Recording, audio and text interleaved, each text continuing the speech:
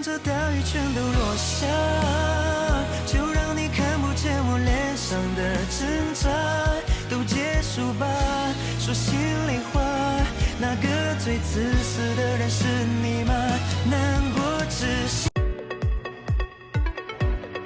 桶内已经冲刷好了，你看一下，洗完之后。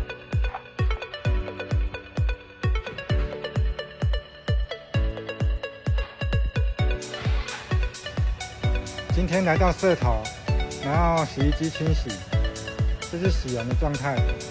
那我们现在访问一下，今天的服务如果5分的话，你愿意给我们几分？好，谢谢。